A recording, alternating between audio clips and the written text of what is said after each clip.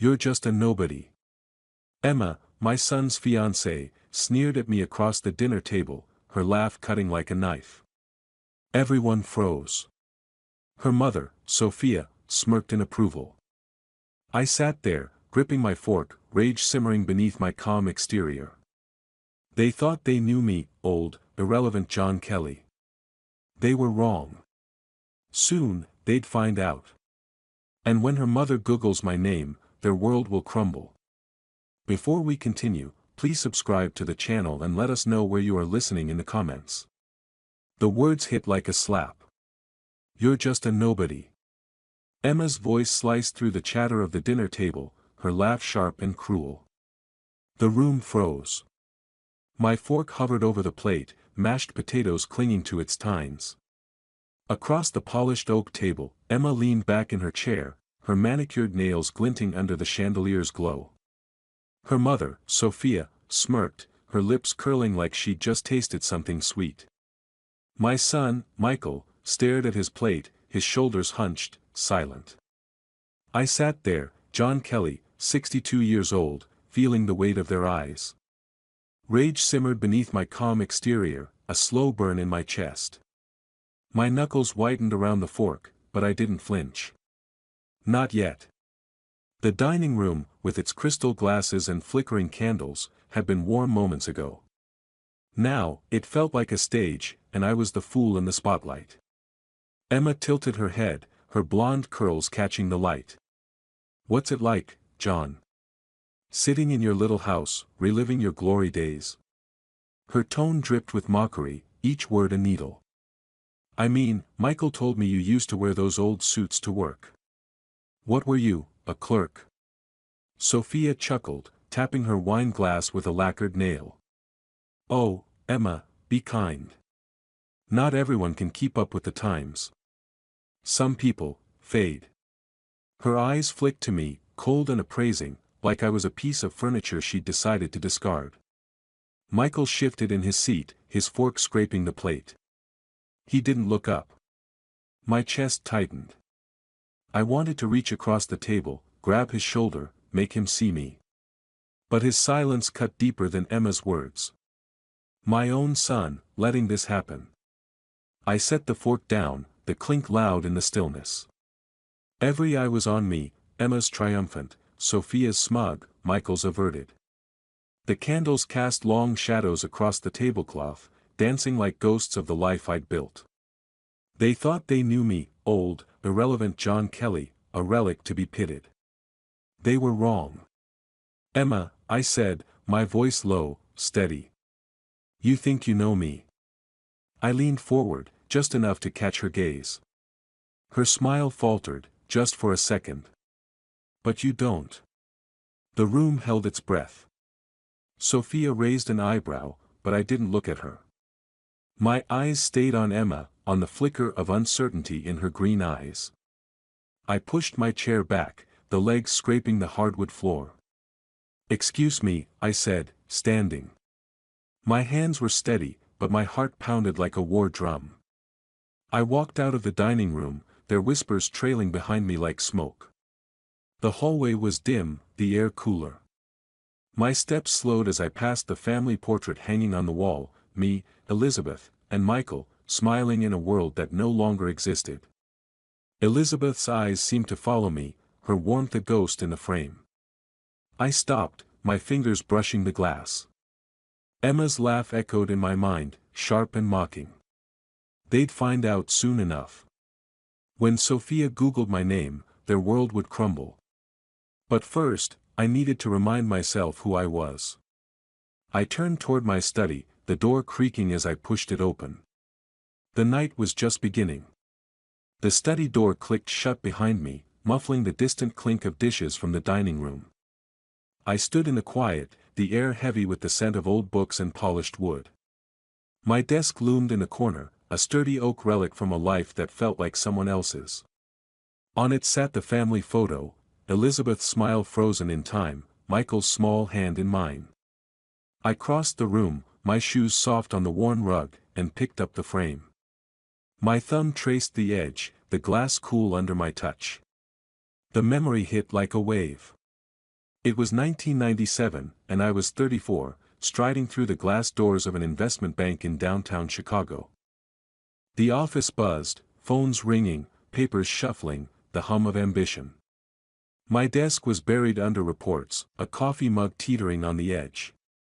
My boss, Harold, leaned against the doorframe, his tie loosened. "Kelly, you're in line for VP," he said, tossing a folder onto my desk. "Big accounts, corner office. You want it?" I'd wanted it. God, I'd wanted it.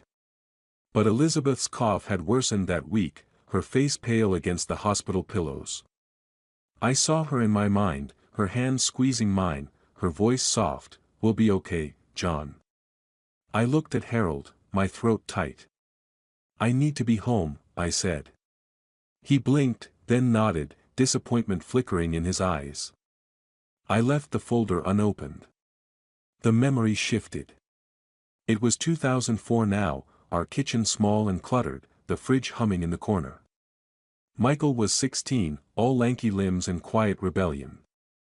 I sat at the table, writing a check for his private school tuition, my fingers cramped from overtime at a job that paid half what I'd earned before. The pen scratched the paper, each zero a promise. Michael breezed through, grabbing an apple. "Thanks, Dad," he mumbled, already halfway out the door. He didn't see the stack of bills beside me, didn't know I'd turned down a better job to stay close. Another flash, 2012. Michael's college graduation, the auditorium packed with proud families.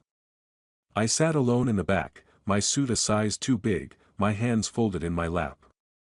On stage, Michael gripped his diploma, grinning.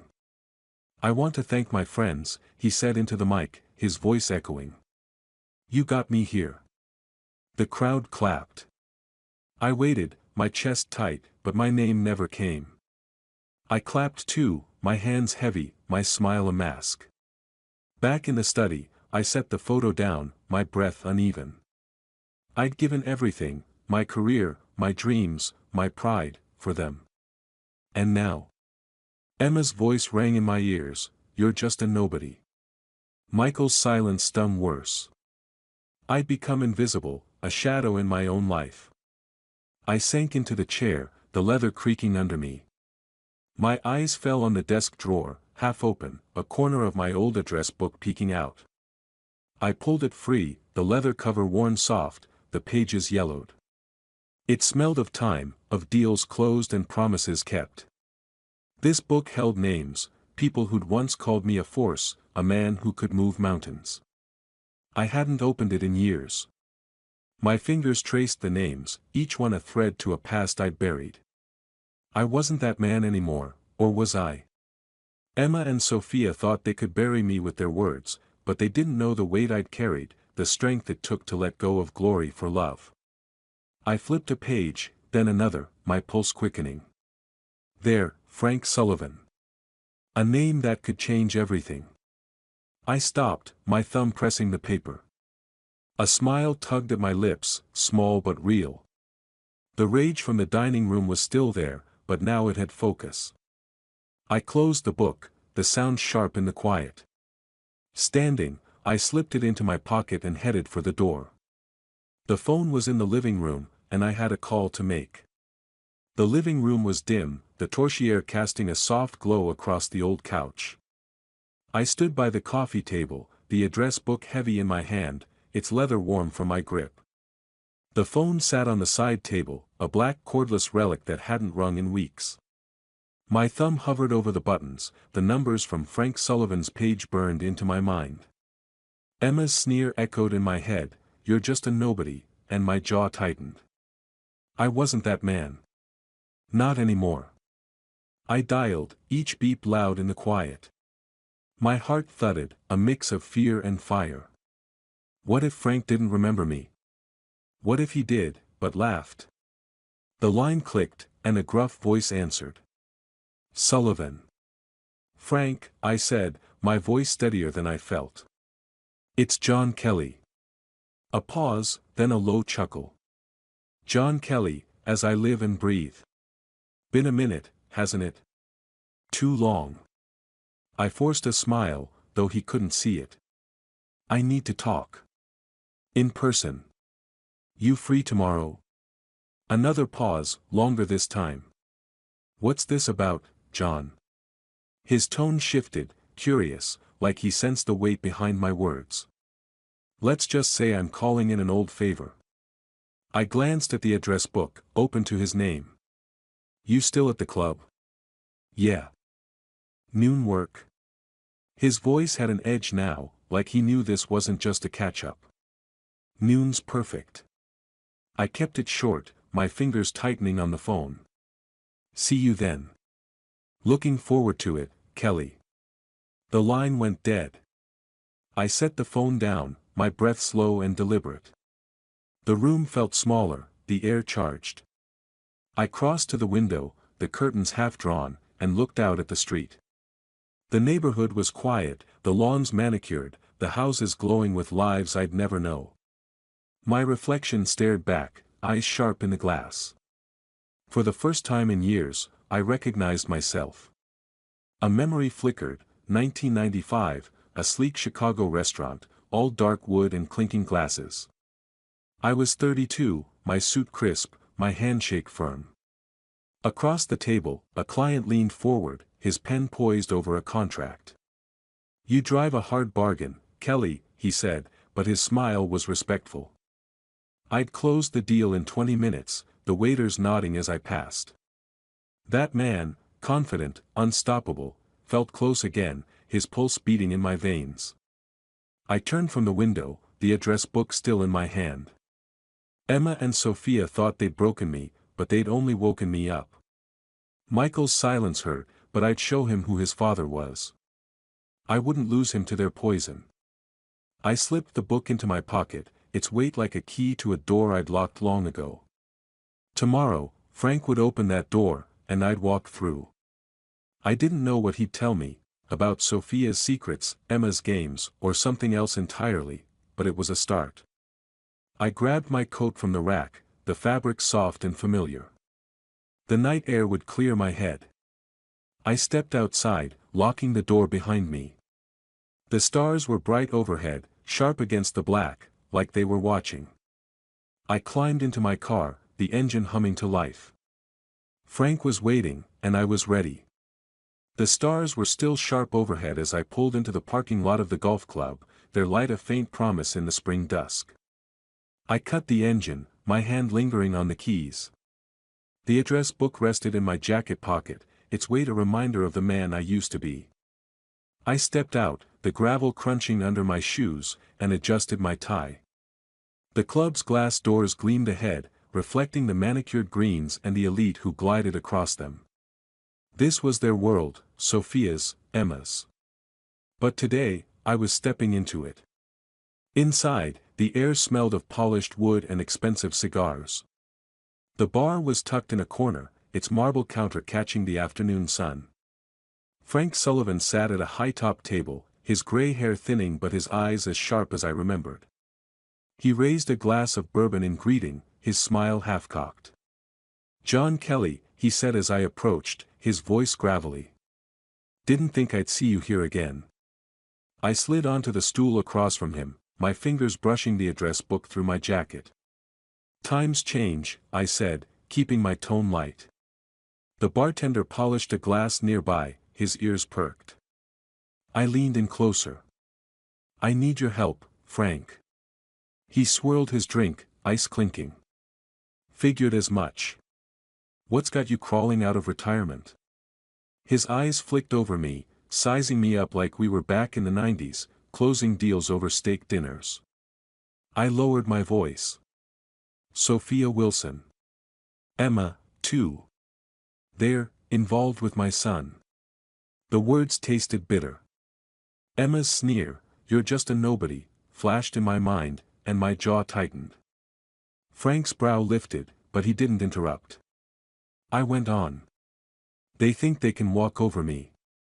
I need to know what I'm dealing with. He leaned back, glancing around the bar. A couple in Gulf whites laughed at the counter, oblivious. Frank's voice dropped. Sophia's living on borrowed time, John. That big house. Second mortgage, maxed out. She's been dodging creditors for months. He sipped his bourbon, eyes locked on mine. As for Emma, she's hunting. Your boy's trust fund is her ticket to the good life. My pulse quickened, but I kept my face still. Sophia's smug smile at the dinner table flickered in my memory, her manicured nails tapping her wine glass. Broke. Desperate. And Emma, clinging to Michael like a vulture. I felt a spark of something, anger, yes, but also clarity. They weren't untouchable. How bad is it? I asked, my voice low. Sophia's debt. Frank chuckled, but there was no humor in it. Bad enough that one wrong move could sink her. She's banking on Emma's marriage to bail her out. He paused, his fingers drumming the table. You sure you want to play this game, Kelly? It's not the old days. I met his gaze, my hand slipping into my pocket to touch the address book. I'm sure. He studied me, then nodded. All right. But you didn't hear this from me. He slid a business card across the table, the edge catching the sunlight. Call this guy. He's got details, bank records, the works. Discreet. I picked up the card, its surface smooth under my thumb. A key, maybe, to unlocking their facade. I pulled out my pen and jotted a note in the address book, the scratch of ink loud in my ears. The light from the bar's windows glinted off the glass table, sharp and clear, like my thoughts. I wasn't just reacting anymore. I was moving. Thanks, Frank, I said, pocketing the card. I owe you. He waved a hand, his smile wry. Just don't get yourself in too deep. He drained his glass and stood, clapping my shoulder. Good seeing you, John. I watched him go, his silhouette blending into the crowd of tailored suits and clinking glasses. My chest felt lighter, but my mind raced. Sophia's debts. Emma's greed. Pieces of a puzzle I could use. But Michael, would he see through them, or turn away from me? The thought stung, but I pushed it down. One step at a time. I stood, the address book a steady weight against my heart. Outside, the air was cool, the stars fading into the afternoon haze. I slid into my car, the business card in my hand. Its edges were crisp, promising answers. I turned it over, my eyes narrowing. The game was on, and I was ready to play. The study was quiet, the desk lamp casting a warm pool of light across my laptop. The business card from Frank lay beside it, its corners sharp, a key to the door I was about to open. I leaned back in my chair, the leather creaking, and stared at the screen. The cursor blinked in an empty document, waiting.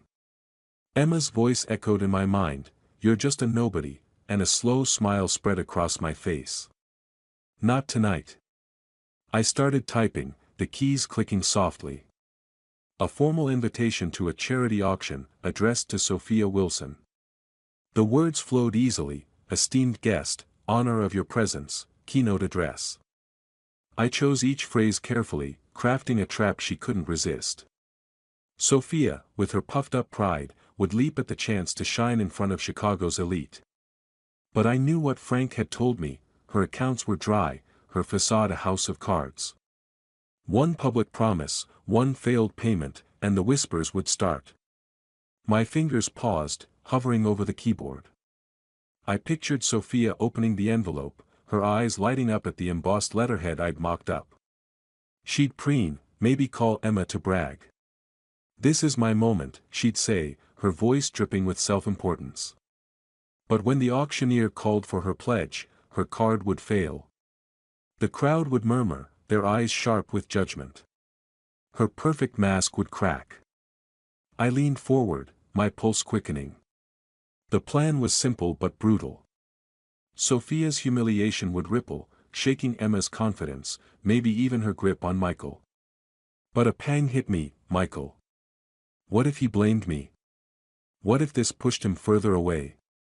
I gripped the edge of the desk, my knuckles pale. No. I couldn't stop now. They'd mocked me, dismissed me. I'd show them who John Kelly was. I hit print, the machine humming to life. The paper slid out, crisp and clean, no signature, no trace. I folded it carefully, sliding it into an envelope I'd bought that morning, plain, unremarkable. My pen scratched her address, each letter deliberate. The envelope felt heavy in my hands, like a grenade with the pin half pulled. I stood, the chair scraping the floor, and glanced at the clock. Just past 6. The postbox was a short walk, and I wanted this done tonight. I slipped the envelope into my coat pocket and opened the study door. It creaked, a low groan that felt like the house itself was waking up. The hallway was dim, the family photo on the wall catching the light. Elizabeth's smile steadied me. This was for her, too, for the life we'd built, the sacrifices they'd trampled. Outside, the air was crisp, the streetlights buzzing faintly. The postbox stood at the corner, its blue bulk solid in the dusk. I walked quickly, my breath fogging in the March chill. The envelope pressed against my chest, a secret I was about to unleash. I reached the box, my hand on the handle, and paused. In my mind, I saw Sophia again, her face paling as she opened the letter, her fingers trembling. "Emma," she'd say, her voice bright with pride, "they've chosen me." She had no idea. I pulled the handle, the slot yawning open. The envelope dropped with a soft thud. Done. A rush hit me, part thrill, part guilt. I'd crossed a line, and there was no going back. Headlights swept the street, and I stepped into the shadows. A car slowed, Emma's sleek BMW, unmistakable. My heart jumped. Had she seen me? The car rolled past, her silhouette vague through the tinted windows. I exhaled, my hands clenching. She hadn't stopped. But the sight of her, so close, lit a fire in me. This was just the beginning. I turned back toward the house, the night closing in. The game was moving, and I was no longer the prey. The banquet hall's glow spilled onto the sidewalk as I approached, the red carpet leading to glass doors that reflected the city's skyline. Emma's BMW pulled up just ahead, its engine purring before it parked. I adjusted my tie and slipped inside, keeping to the shadows near the entrance. The air was thick with perfume and the clink of champagne flutes, the crowd a sea of sequins and tailored suits. I stayed by a column, my eyes scanning for Sophia. The trap was set, and I was here to watch it spring. The hall was a spectacle, crystal chandeliers casting prisms on the walls, a string quartet humming in the corner. Sophia stood on a raised platform, her emerald gown catching the light as she smiled at the podium. Her voice carried, polished and proud. "This cause means so much to me," she said, her hands gesturing grandly. "I'm thrilled to pledge $50,000 tonight." The crowd clapped, but I saw the auctioneer's assistant frown, her tablet glowing as she tapped the screen. My pulse quickened. I leaned against the column, my fingers brushing the address book in my pocket. The assistant whispered to the auctioneer, who stepped forward, his smile tight. "Mrs. Wilson," he said, his voice amplified, "there seems to be an issue with your payment." Sophia froze, her hand mid-gesture. The room stilled, the quartet's notes fading. "An issue?" she repeated, her laugh brittle. "That's impossible. Try it again." The auctioneer glanced at his assistant, who shook her head. "I'm sorry, ma'am. The transaction was declined." His words hung in the air, sharp as a blade. Whispers rippled through the crowd, heads turning. Sophia's face flushed, her eyes darting to the sea of faces. "This is a mistake," she snapped, her voice cracking. "I'll handle it later." The auctioneer nodded, but the damage was done. Guests leaned toward each other, their murmurs growing. I caught fragments, overextended, living beyond her means. Sophia gripped the podium, her knuckles white, her smile a mask slipping fast. In the corner, Emma pulled Michael aside, her face twisted with fury. "This is your fault," she hissed, her voice low but venomous. "Your family's dragging us down." Michael's shoulders slumped, his hands raised in defense. "Emma, I didn't," he started, but she cut him off, her heels clicking as she stormed toward Sophia. My chest tightened. Seeing Michael caught in her claws hurt, but Sophia's fall was sweeter. I'd done this, plotted, waited, struck. The letter had worked, luring her into a spotlight she couldn't afford. But the sight of Michael's bowed head gnawed at me. What if he hated me for this? I pushed the thought away, focusing on Sophia's unraveling. I edged toward the side doors, the wood cool under my palm. Part of me wanted to stay, to drink in every second of her humiliation, but I'd seen enough. The whispers would spread, her reputation fraying like cheap thread. Emma's panic was a bonus, her control slipping. This was just the first cut. My phone buzzed in my pocket. I slipped it out, the screen glowing with a text from Lisa, Elizabeth's old friend. "John, we need to talk. Can you meet tomorrow?" My thumb hovered over the reply. Lisa, sharp, loyal, always in the know. What did she have for me? I typed a quick yes, noon, and pocketed the phone.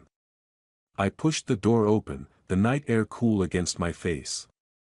The city hummed beyond, its lights bright and unforgiving. I walked to my car, the text from Lisa looping in my mind. Sophia's stumble was just the start, and Lisa's message felt like the next piece falling into place. The cafe's door chimed as I pushed it open, the scent of fresh coffee wrapping around me like a warm blanket. My phone was still in my hand, Lisa's message glowing on the screen, "Meet me at Rosie's, 11 a.m. I slipped it into my pocket, my eyes scanning the room. There she was, near the window, her auburn hair catching the morning light. Lisa waved, her smile soft but knowing, like she'd been waiting for this moment as long as I had. My chest tightened, hope, nostalgia, a flicker of the past. I crossed the hardwood floor, the creak of my shoes blending with the hum of conversation. The cafe was cozy, all wooden tables and mismatched mugs, sunlight streaming through tall windows. I slid into the chair across from Lisa, the warmth of the ceramic mug she'd ordered for me grounding my nerves. "You look good, John," she said, her voice gentle, like she was testing the waters. "Thanks," I said, my fingers curling around the mug. "It's been a while." Elizabeth's laugh flashed in my mind, her hand on Lisa's shoulder during those long-ago summer barbecues. I pushed the memory down, focusing on Lisa's steady gaze. She leaned forward, her elbows on the table. "I heard about the dinner," she said, her tone shifting, sharper now. "Emma's little stunt. Calling you a nobody in your own home."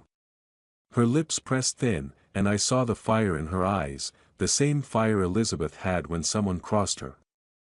I nodded, my jaw tight. "She and Sophia think they've got me figured out. They're wrong." Lisa's smile returned, small but fierce. "Good. Because I've got something you'll want to hear." She glanced around, her voice dropping. "Emma's not just after Michael's money. She's tangled up with a guy, some lowlife who's been fleecing people for years. They're planning to use your son's trust fund to bankroll their scam."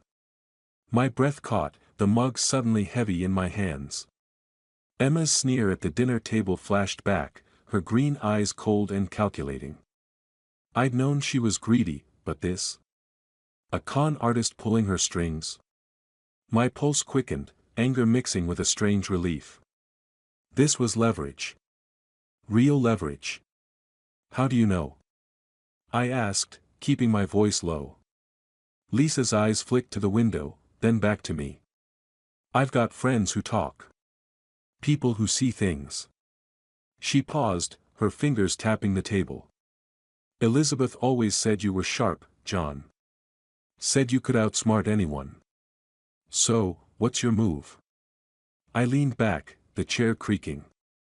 The cafe's warmth felt distant now, my mind racing. Emma's scam could ruin Michael, but if I played this right, it could ruin her instead. "We set a trap," I said, the words forming as I spoke. Something she can't resist. A fake deal, maybe. Get her to show her hand. Lisa's eyes lit up. I like it. I can pose as a go-between, feed her a story about a big investor. She's greedy, she'll bite.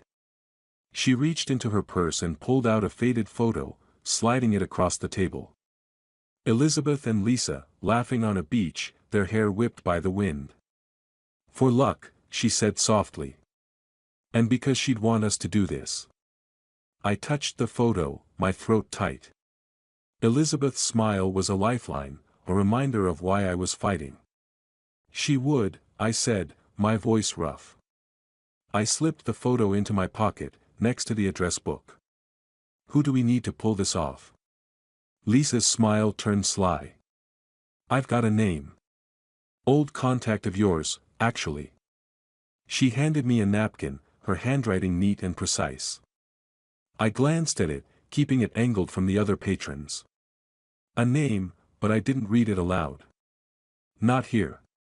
Perfect, I said, folding the napkin and tucking it away. The plan was taking shape, a web I'd weave around Emma. But Michael's face, his silence at the dinner, gnawed at me. What if he didn't see the truth? What if he chose her? I pushed the fear down, focusing on Lisa's steady gaze. We stood, the table wobbling slightly as we pushed our chairs back. Outside, the spring air was crisp, the street bustling with midday shoppers. As we stepped onto the sidewalk, something slipped from my pocket, a business card, yellowed with age, fluttering to the ground. I bent to pick it up, my fingers brushing the familiar name. A slow smile spread across my face. This was the key I needed. I sat in my study, the old business card between my fingers, its edges worn but the name still clear. My phone buzzed on the desk, Lisa's message lighting up the screen, in the office. She's here. My pulse jumped, a steady thrum in my chest. Emma was walking into the trap, and I was miles away, orchestrating it all. The address book lay open beside me, a reminder of the man who'd closed deals with a handshake. That man was back. I leaned back, the chair creaking, and pictured the scene Lisa had described. A sleek Chicago office, all glass walls and polished steel, the kind of place Emma would feel at home. Lisa, posing as an investor's assistant, would be offering her a deal too good to pass up, a high-stakes venture that needed connected partners. Emma, greedy and blind, would take the bait. My phone buzzed again. She's talking. Recording now. I exhaled, my fingers tightening on the card. Lisa was good, better than good. She'd play Emma like a fiddle, and every word would be caught on tape. I stood, pacing the study, the rug soft under my shoes. The air smelled of wood polish and time, the family photo on the desk watching me. Elizabeth's eyes seemed to urge me on. I imagined Emma in that office, her blonde curls perfect, her smile all charm. I know just the person, she'd say, tossing out the name of her con artist partner like it was a business card. She wouldn't suspect Lisa's hidden recorder, wouldn't see the net closing. The thought sent a thrill through me, but a shadow followed. Michael. If I sent him this recording, would he believe it? Or would he cling to Emma, shutting me out for good? My steps slowed, my hand brushing the address book. Elizabeth had always believed in me. I had to trust Michael would too. Another buzz. Got it. She named him, Vincent Cole. Sending you the file. My heart leaped. Vincent Cole, a name I could use, a thread to pull. I opened my laptop, the screen glowing in the dim room. The file arrived, a tiny audio clip that held Emma's downfall. I didn't play it, not yet. Instead, I pulled a blank envelope from the drawer and slipped a USB drive inside. No note, no signature. Michael would get it anonymously, delivered to his office tomorrow. I sealed the envelope, my hand steady but my mind racing. Emma's voice, her betrayal, would hit Michael like a freight train. But what then? Would he confront her, or bury it? I pushed the doubt away, focusing on the task. The USB felt like a key, unlocking the truth I'd been chasing. I slid the business card into the drawer, its job done for now. The address book stayed on the desk, a silent partner in this game. I grabbed my coat, the envelope tucked inside. The postbox was a quick drive, and I wanted this done before I lost my nerve. The hallway was quiet as I passed the family photo, Elizabeth's smile a steadying force. I opened the front door, the evening air cool against my face, and stepped outside. Headlights flashed down the street, and I froze. Sophia's car, unmistakable with its gleaming chrome, was parked outside Michael's house, 2 blocks away. My grip tightened on the envelope. What was she doing there? Was she rallying, trying to salvage her crumbling empire? The sight of her car was a spark, igniting a new wave of resolve. Emma was teetering, and Sophia was next. I climbed into my car, the engine humming to life. The envelope pressed against my chest, a promise I'd deliver. But Sophia's presence was a warning, time was running out, and the game was far from over. Sophia's car gleamed under the streetlight, its chrome bumper a stark contrast to the quiet of Michael's suburban street. I stood in the shadows, my breath shallow, the envelope with the USB still in my coat pocket. From inside Michael's house, raised voices spilled out, Sophia's, sharp and frantic, cutting through the evening air. My plan had hit her hard, and she was flailing. I edged closer, the grass damp under my shoes, and pressed myself against the hedge. The words were clear now, and they were about me. Inside Sophia's house, just hours earlier, the scene had been chaos. I pictured it vividly, piecing it together from the whispers I'd set in motion.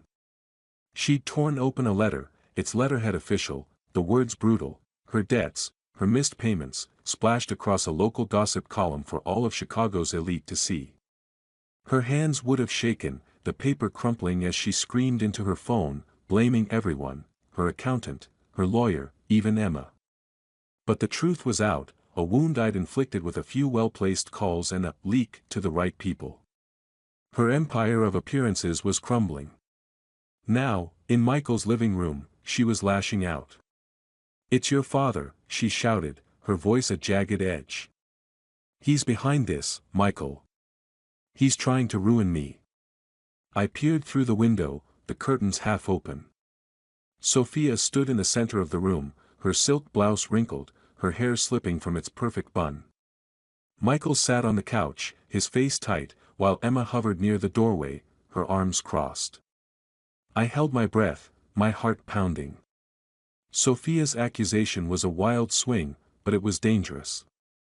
If Michael believed her, if he turned on me, everything could unravel. But I saw his eyes, narrowed, uncertain. He wasn't buying it, not yet.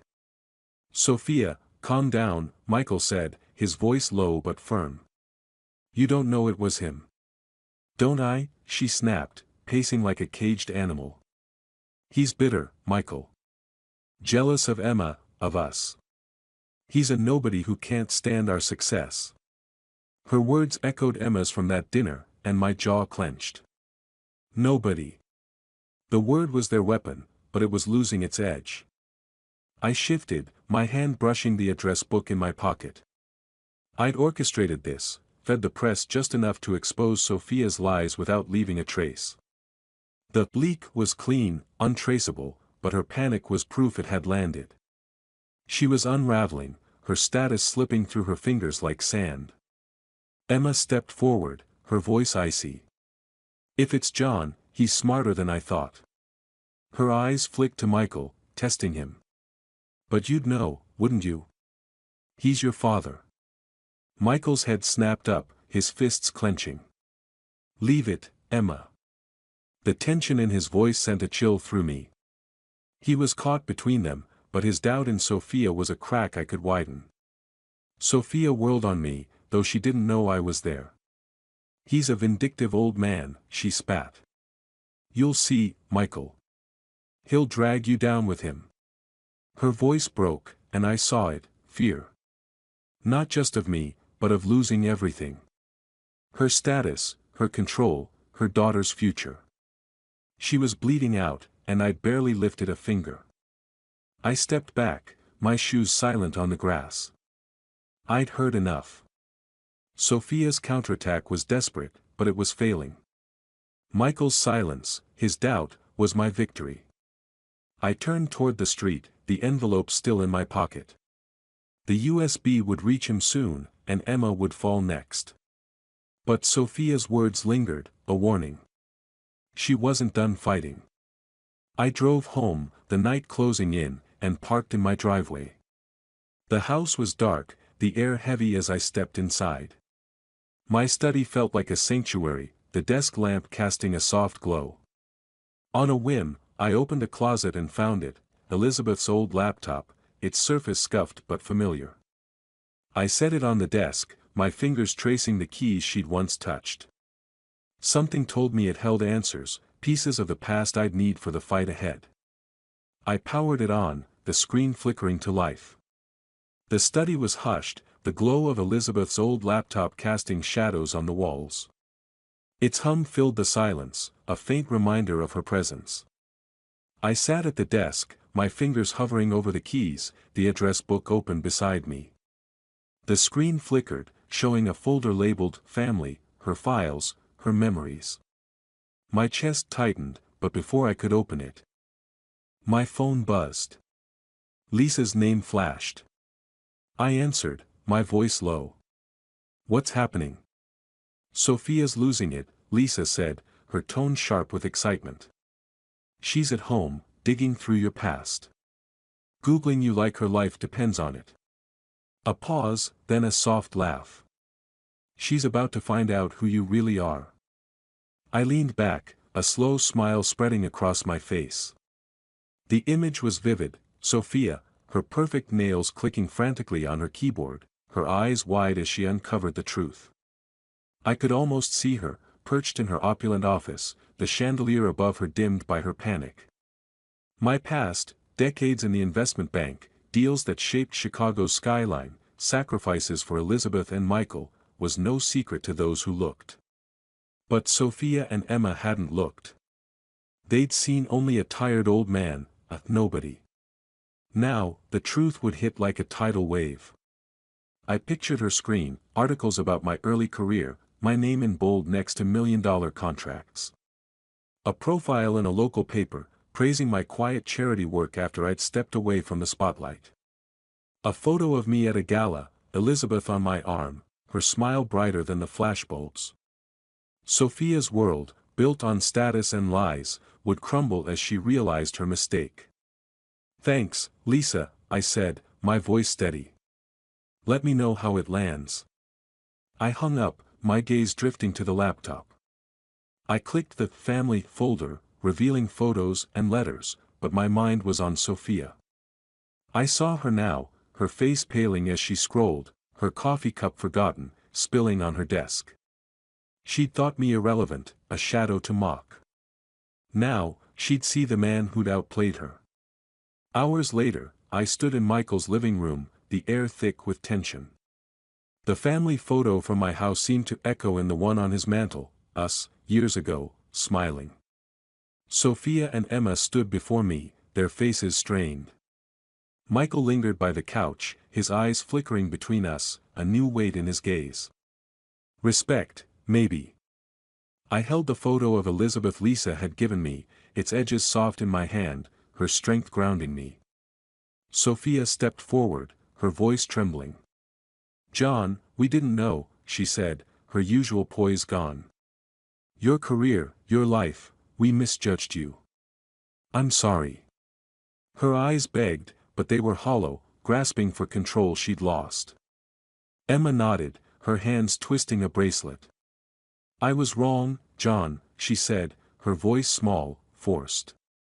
"I didn't mean to hurt you. Can we start over?" I looked at them, their words thin as paper. Emma's sneer from the dinner table, "You're just a nobody," rang in my ears. Sophia's smirk, her cruel dismissal, burned in my memory. They weren't sorry. They were scared, cornered by their own failures.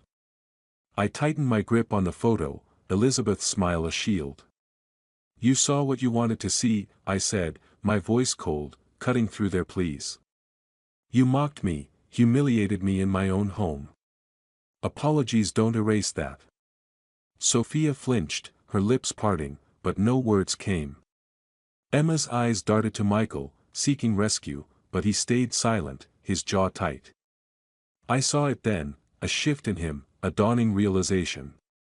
He was seeing me, really seeing me, for the first time in years.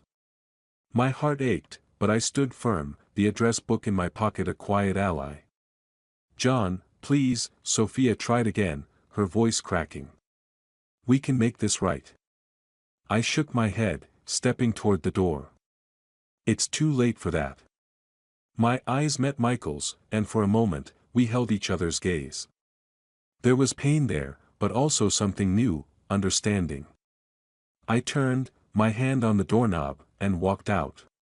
Lisa was waiting by my car, her arms crossed, her smile soft but knowing.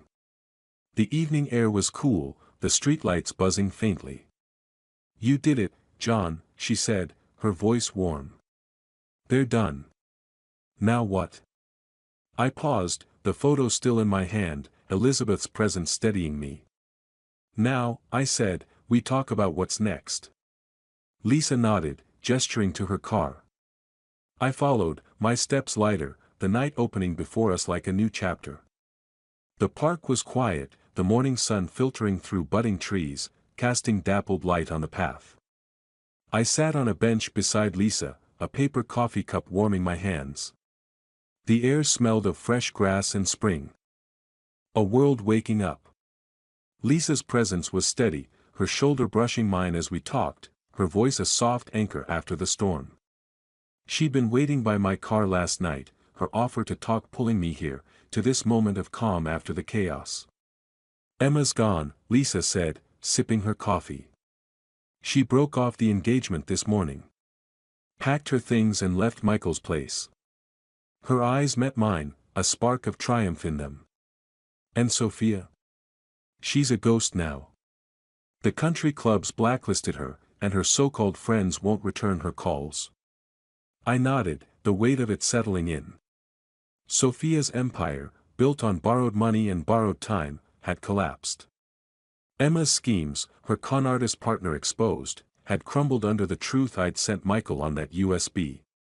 I'd won, but the victory was bittersweet. Michael's silence at the dinner table, his bowed head as Emma and Sophia tore into me, still stung. I wanted him back, not just his respect. Lisa set her cup down, her hand resting on the bench. "You're quiet," she said, her tone gentle. "What's on your mind?" I looked at the coffee, steam curling in the cool air. "Michael," I said.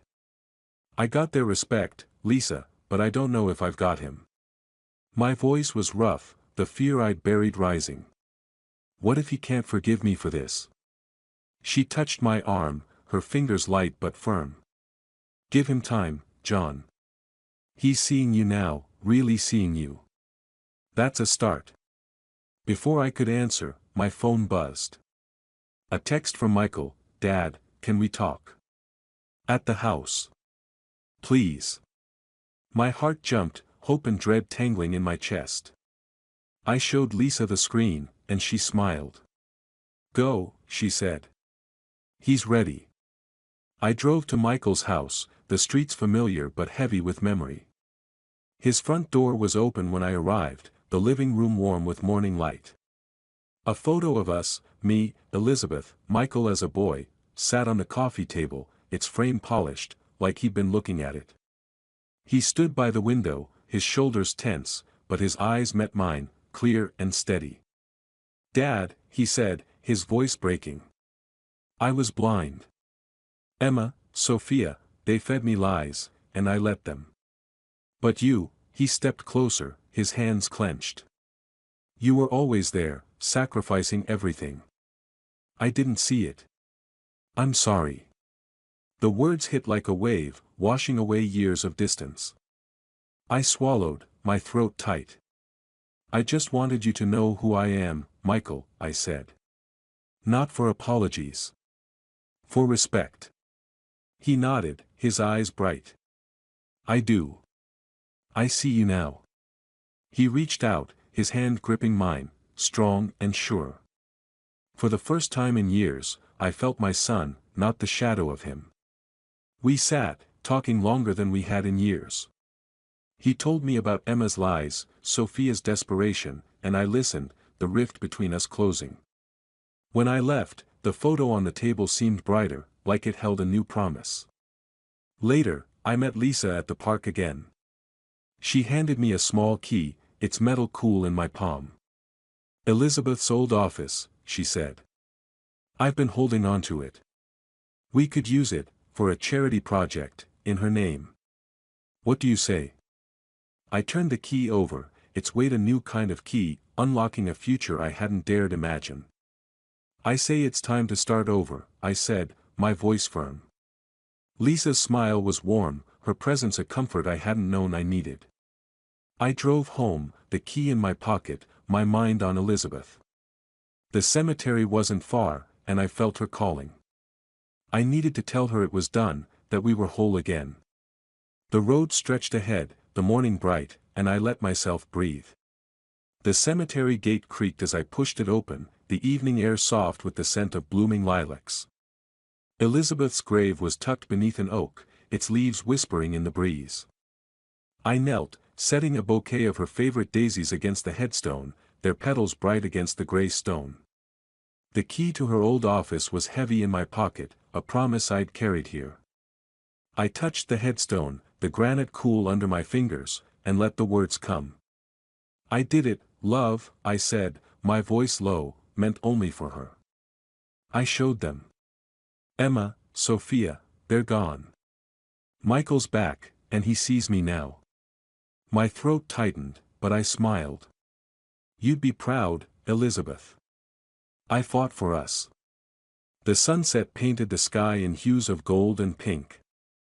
Its light softening the edges of the world. I sat back, the grass damp beneath me, and let the memories flood in. The dinner, Emma's cruel laugh, Sophia's smirk, they'd thought me nothing, a relic to discard. But I'd unraveled their lies, piece by piece. The USB I'd sent Michael, exposing Emma's con. The leak that bared Sophia's deaths. Lisa's help, her sharp mind turning my plans into reality. It had been a war, and I'd won. Sophia was a pariah now, her name a whisper of scandal in the circles she'd once ruled. Emma, stripped of her charm and her engagement, had slunk away, her schemes in tatters. I didn't gloat, not aloud, but the justice of it settled deep, a quiet satisfaction. They'd underestimated me, and it had cost them everything. Michael's apology echoed in my mind, his hand gripping mine, his eyes clear with regret and respect. That moment, more than Sophia's fall or Emma's defeat, was my true victory. My son was mine again, not lost to their poison. And Lisa, her friendship, her fire, had given me something new, a purpose beyond the fight. The key in my pocket was proof, a charity in Elizabeth's name, a legacy we'd build together. I didn't know if Lisa and I would be more than friends, but her presence was enough, a light I hadn't expected. I stood, brushing dirt from my knees. We're starting over, I told Elizabeth, my voice steady. Me, Michael, Lisa. We'll make you proud. The wind stirred, carrying the scent of daisies, and I felt her, not in the stone but in the air, the light, the quiet strength I'd carried through this. I walked to the gate, the cemetery's iron doors looming ahead. They weren't a barrier but an opening, a threshold to something new. I paused, glancing back at her grave, the daisies glowing in the fading light. The fight was over, but life wasn't. There was work to do, plans with Lisa, bridges to rebuild with Michael, a future to shape. I slipped the key from my pocket, its metal catching the sunset's glow. It felt right, a piece of Elizabeth I'd carry forward. I stepped through the gate, my car waiting beyond, its engine a soft hum when I started it. The road stretched into the dusk, the horizon bright with possibility. I drove, the key in my hand, the world opened before me.